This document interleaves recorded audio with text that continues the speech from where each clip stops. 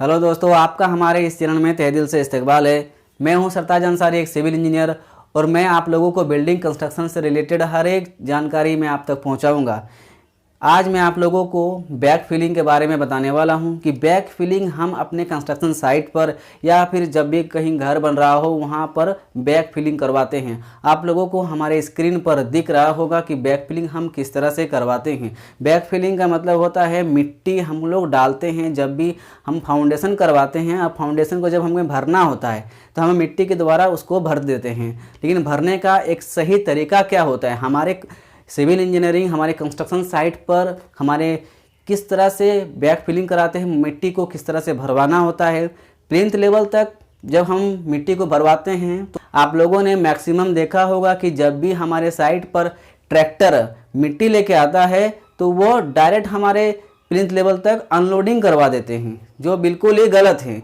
और क्या होता है कि उसके वजह से हमारा जो मिट्टी है वो अच्छी तरह से सेटल नहीं हो पाता है। एक ही बार में हम लोगों को उस जगह पे मिट्टी भरवा देते हैं और उसके बाद धीरे धीरे ऊपर वाला से कंपैक्ट करते जाते हैं, तो ये बहुत ही गलत काम है। आप लोगों को इसके लिए थोड़ा जानकारी होना ही चाहिए। तो आज मैं आपको बताऊंगा कि किस तरह से हम मिट्टी को भरते हैं और किस तरह से हमें मिट्टी को सेटल करना है अपने ज़मीन पर प्लिंथ लेवल से नीचे तक। ठीक है, तो हमारा जो CPWD नॉर्म्स है ये कहता है कि आप जब भी अपने प्लिंथ लेवल हो चाहे फिर फाउंडेशन का लेवल तक जो आप मिट्टी भरवाएंगे, इसको करने का एक तरीका होता है। कैसा तरीका है कि फर्स्ट जिस जगह पर आपको मिट्टी भरवाना है पहले आप वहाँ पर पानी दे देंगे, पानी से उस जगह को थोड़ा भिंगा देंगे। उसके बाद मिट्टी को लेयर बाय लेयर आप लोगों को भरना होता है। ये लेयर बाय लेयर कितना होना चाहिए, ये लेयर बाय लेयर आप लोगों को 8 इंची से 9 इंची के बीच में लेयर बाय लेयर मिट्टी को भरवाना होगा। जिस तरह से आप लोगों को स्क्रीन पर दिख रहा है उसी तरह से करना होगा। अब जिस तरह से आपने 9 इंच का लेयर भर दिए पूरे अपने प्लिंथ लेवल तक, और प्लिंथ लेवल तक भरने के बाद उस पर पानी छिड़काव कर दीजिए और जगह जगह पर गड्ढा खोल करके उसमें पानी भी डाल दीजिए। और उसके बाद क्या होगा कि धुरमुस, आप लोगों ने धुरमुस तो देखा होगा और धुरमुस का नाम सुने ही होंगे। उसको आप लोग हाथ से कंपैक्ट करके उसको बिठाएंगे और जो सॉइल है वो अंदर बैठ जाएगा।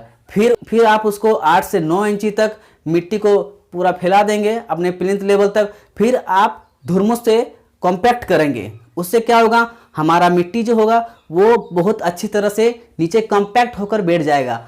और जब भी आप इन फ्यूचर घर बनाते हैं तो हमारा फ्लोर लेवल में क्या होता है, बिना कंपैक्ट किए हुए जब भी हम अपना फ्लोर को बनाते हैं तो हमारा फ्लोर पर जो टाइल्स लगा हुआ रहता है वो टूट जाती है। क्यों?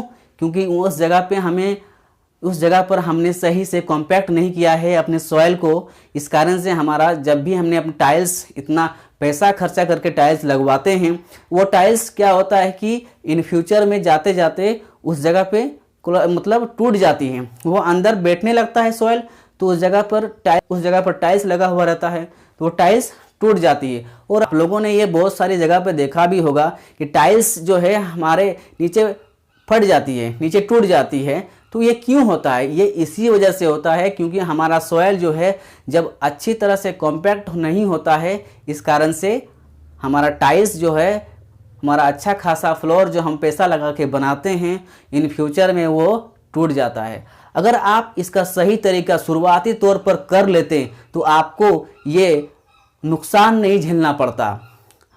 मैं आपको बता देता हूँ फिर से कि आप जब भी मिट्टी भरवाएंगे अपने साइट पर प्लिंथ लेवल पर या फिर फाउंडेशन लेवल पर, जो आपको दिख रहा है यहाँ हमारे स्क्रीन में, उस तरह से करवा सकते हैं। आपको पहले 8 से 9 इंची तक पहले मिट्टी को फैलवा देना है, पूरा फैला देना है। 8 से 9 इंची तक मिट्टी को फैला देना है। फिर आप उसमें पानी का छिड़काव करते हैं। पानी का छिड़काव करने के बाद उस पर जगह जगह आप पानी भरवा देते हैं।